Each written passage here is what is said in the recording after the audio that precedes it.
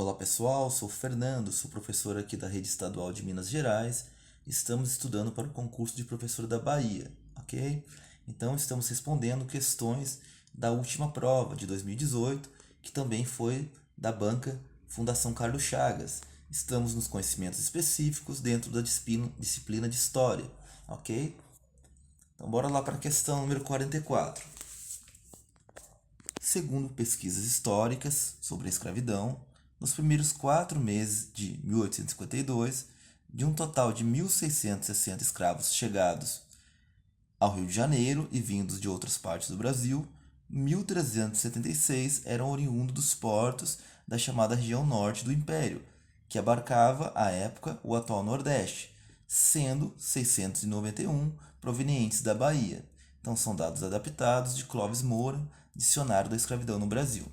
Então, a questão é a seguinte: entre as causas do crescimento do tráfico interprovincial no período mencionado e com as características descritas acima estão, o que está de acordo com as características descritas acima.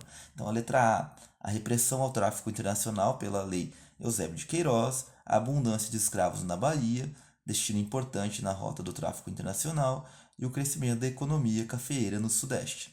B.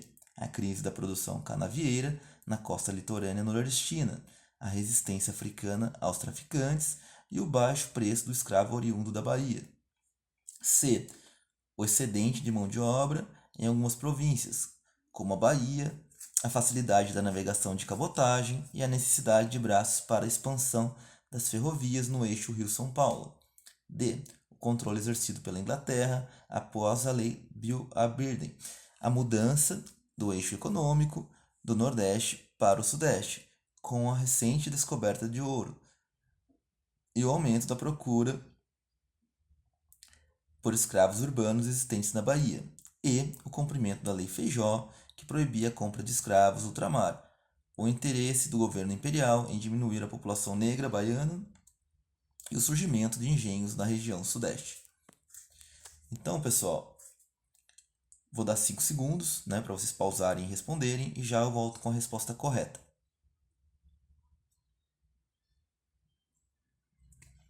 Pois bem, então a resposta correta é a letra A, ok?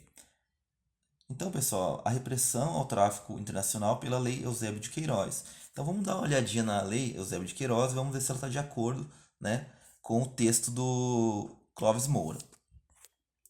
Então, a Lei Eusébio de Queiroz foi aprovada em 4 de setembro de 1850, durante o segundo reinado do Império Brasileiro. Sua aprovação é bastante significativa para o contexto do século XIX no Brasil.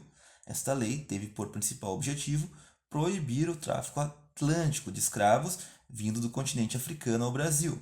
Então, pessoal, um detalhe importante: 1850.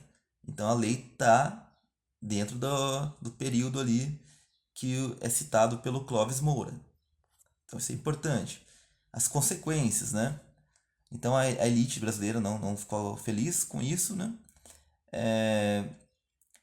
E em 18 de setembro de 1850, o Senado aprova a Lei de Terras, garantia a propriedade a quem tivesse um título registrado em cartório, ou seja, para aqueles que pudessem comprá-la. Assim, os fazendeiros poderiam perder um bem imóvel, as pessoas escravizadas, mas tinham garantido os seus bens imóveis, as terras. Igualmente, o preço do escravo subiu e aumentou o tráfico interno. Mas então, o aumento do tráfico interno, pessoal, de acordo com o que está falando, as causas do crescimento do tráfico interprovincial, o tráfico exatamente interno. Então, uma das consequências foi essa. Então, a gente está chegando aqui, na resposta correta, está de acordo com a letra A. Só para título de informação, existiram outras leis abolicionistas, Então, além da Lei Eusébio de Queiroz, 2 leis contribuíram para a libertação gradual do comércio e trabalho de escravo no Brasil. Então, a Lei Ventre Livre, de 1871, a primeira assinada pela Princesa Isabel, conferiu a liberdade às crianças nascidas de mães escravas a partir daquela data. E a Lei dos Sexagenários, promulgada em 1885, garantiu a liberdade para os escravos com mais de 60 anos.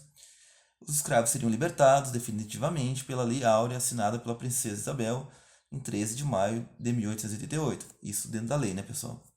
Então, para finalizar aqui, pessoal, o tráfico interprovincial designa o comércio de escravos entre províncias brasileiras, ampliado com o fim do tráfico transatlântico, né, com a Lei Eusébio de Queiroz, na segunda metade do século XIX. Estimativas apontam que esse comércio transportou um elevado número de cativos entre as províncias brasileiras, sobretudo províncias do norte para as províncias do sul, como o texto dele fala, né? E principalmente saindo da Bahia, né, para justamente trabalhar na economia cafeeira do Sudeste, no Rio e São Paulo, né? Então, a opção A está correta, porque ela atende a todos os requisitos, né, que a gente observou da Lei Eusébio de Queiroz e essa questão dos escravos, desse tráfico, né, o fim do tráfico internacional e o crescimento, né, da economia do Sudeste, que levou a essa mudança de local, né? Os escravizados eram transportados, né, vendidos do Nordeste para o Sudeste. Ok, pessoal? Então a minha colaboração foi essa. Um abraço.